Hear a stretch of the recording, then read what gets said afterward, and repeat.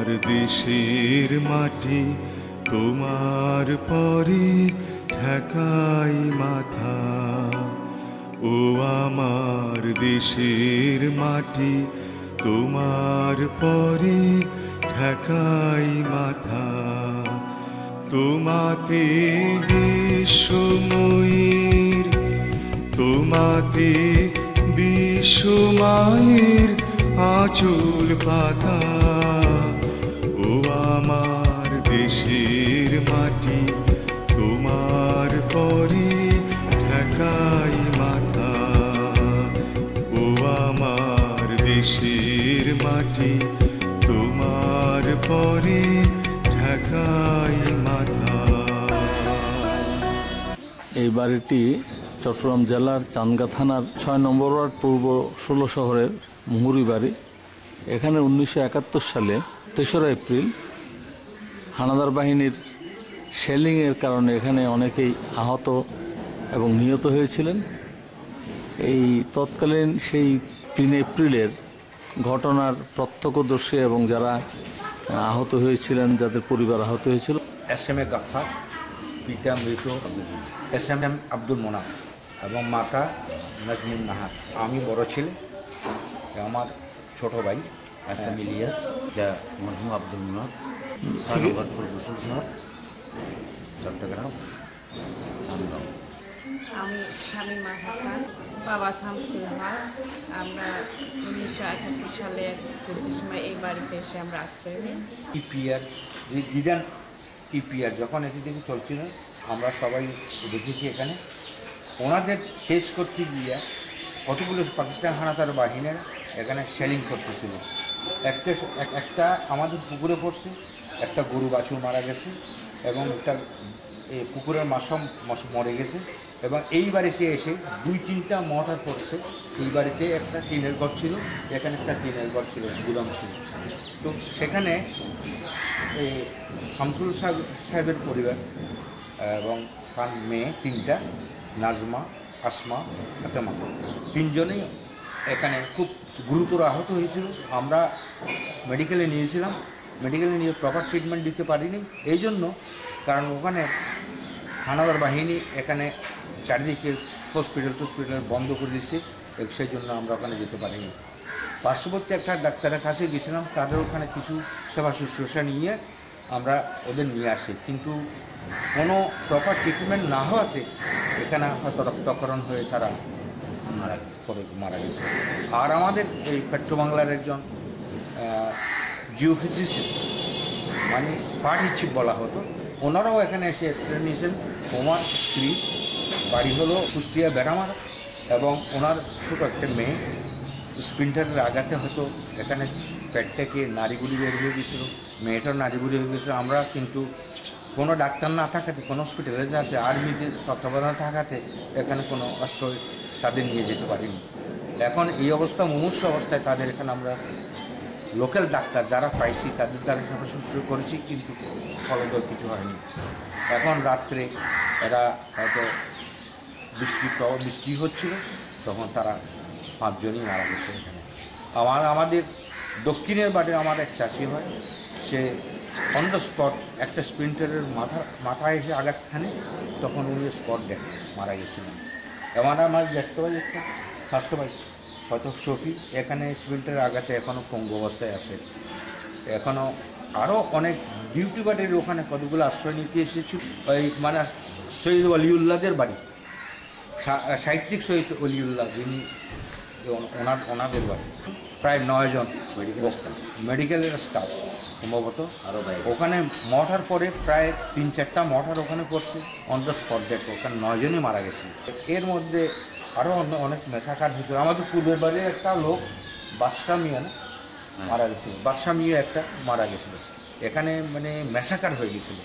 সেই জন্য আমরা এই পর্যন্ত আমরা বলছি আমাদের গুদামগুলো, ঘর, আমাদের বসত বাড়ি, ওগুলো সব মানে ভেঙে চলে গেছিলো, সব ধ্বংসাবশেষ করে নিয়েছে। পরে আমরা এখান থেকে পালিয়ে গেছিলাম মর্টারের আঘাত হানাতে, আমরা এখান থেকে বাকুলিয়া আশ্রয় নিয়েছিলাম। আমার বড় ভাই যেটা বললেন আমারও সেই কথা।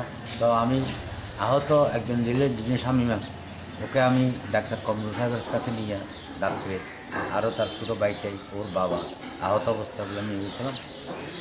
যখন সকাল হলো একটা ট্যাক্সি করে আমি জেনারেল হাসপাতালে নিয়ে গেছিলাম।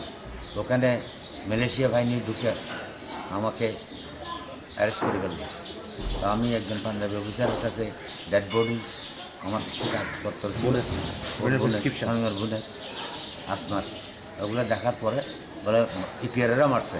হ্যাঁ ইপিআরেরা মারছে, আমাকে তো বলতে হচ্ছে তখন তো আমি ওদের কাস্টডিতে এই লাশগড়ের ড্রেন যেটা আছে ওখানে আমি ফরেন্সিক মেডিকেল ডাক্তার নজরাম আরও কয়েকজন আমাদেরকে ঢুকে গুলি করবে এই সময়।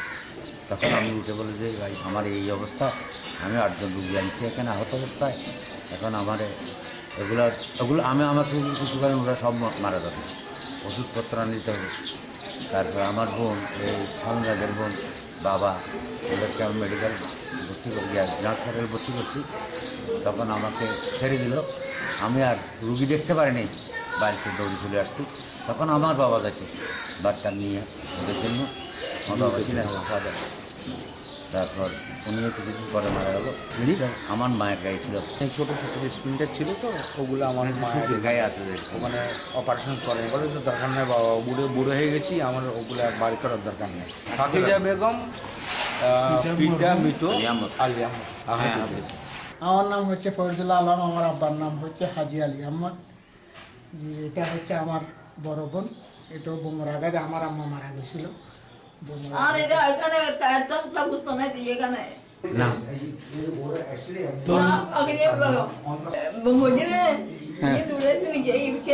শনিবার দিন ভাবলাম মারা গেছি, মাথা উঠে বললো আনন্দ খানা দান দিয়াস না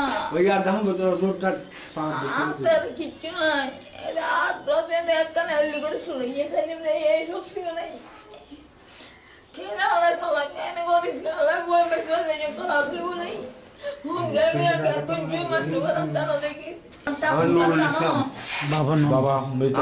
মৃত নূর আহমদ এদিন এই উড়ানে বোম পড়ছিল, এখান থেকে ছিটকে যায় ওইখানে, মানে সবাই নিচে মাটিতে ছিল, আমি দাঁড়াই আছিলাম, তো আমাকে বোম আঘাত লাগছে 3 জায়গায়, একটা গুলি গেছে আমার 3 জায়গায় গুলি এখানে গেছে, গুলি এটা স্প্রিন্টার একটা পান্না এখানে গেছে, তার বাইরে হয় না, হাতে পান রয়ে গেছে, হাতে পান রয়ে গেছে, পান খাইতে বসছে আর কি। এখানে ওনার গলায় এখানে এই যে এই যে পড়ছে দে এখানে আজও এটা বাজে, তো এটা বাজে, এটা হাতও আছে এখানে। এখানে গুলি লাগিয়ে এখানে এখানে আমার স্প্রিন্টার গুলি না, স্প্রিন্টার এখানে আছে আঘাত, তখন আমার বয়স ছিল 15 কি 16, আমি ঘরে ছিলাম, আমারও আঘাত হয়েছিল, আমি সবাই ছিলাম নিচে, আমার টাইমে তালয়ে পড়ছিল, তারপরে হাতের এটা আঙ্গুলে পড়ছিল, আমিও অন্তপক্ষে 6 মাস হাঁটতে পারি নাই আর কি। সৈয়দ আব্দুল হাদি, বাপের নাম মরহুম আবু সৈয়দ। এদিন দেখি যে মানে এদিনে তো প্রায় ইয়েন দিয়েছে, এই জায়গাতেই ছিল মোটর যে শেল দিয়ে খুঁজি, এই শেলের মধ্যে তারা ইয়েন দিয়েছে, এই জায়গার আছে চট্টগ্রামের কন্ট্রোলারের বউ আর মাইনিয়া তখন গুদাম ছিল, এইটাও কাঁচা ছিল, এগুলো সবগুলো কাঁচা ছিল, এগুলো বেড়ার বেড়ার টিন সবগুলো এখানে। ও আমার বোন একটা উন্ডে সিরিয়াসলি, ওকে নিতে গিয়ে ওকে ওই নালার কাছে দাঁড় করাইছে। তো আগে আসমান আসমারে গেলাম না, আমরা আসমারে নিলাম না, দুজনকে নিয়েছে, ওখানে মারা গেছে। বোন একটা সিরিয়াসলি এদিকে একদম সাদা গেছিল। বাবার নাম হলে ফিরোজ ভক্ত, মুজাল্লামহের বাড়ি সঙ্গে থানা জানান চট্টগ্রাম বাবাজি দিন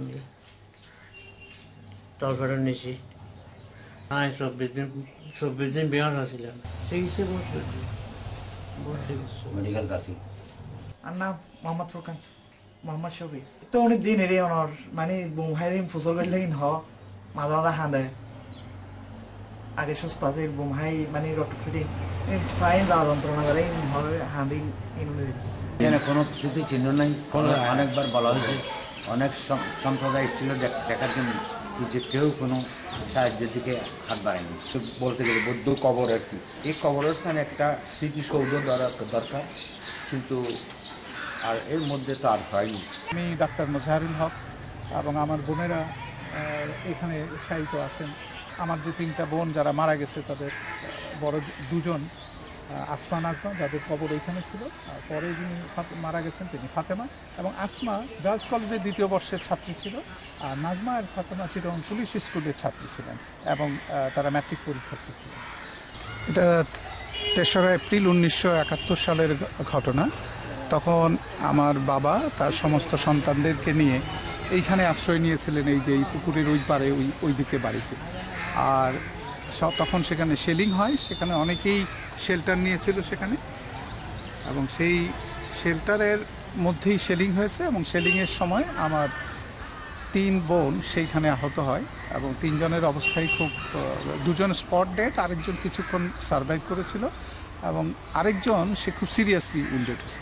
তখন এই 2জন মারা গেছে, সেই 2জনকে প্রথমে ওই জায়গায় একই কবর দেওয়া হয়, এই জায়গায় মসজিদের পাশে ওই জায়গায় কবর দেওয়া হয় 2জনকে। আর একজনকে যে পরে মারা গেল, মানে সেই দিনই সেই সময়ে তাকে রেখে দেওয়া হয়, যে আমার যে 4র্থ বোন সে সিরিয়াসলি ইনজুর্ড ছিল এবং সেও মারা যাবে, তখন তাকে এই কবরে 2 বোনকে এই কবর দেওয়া হবে।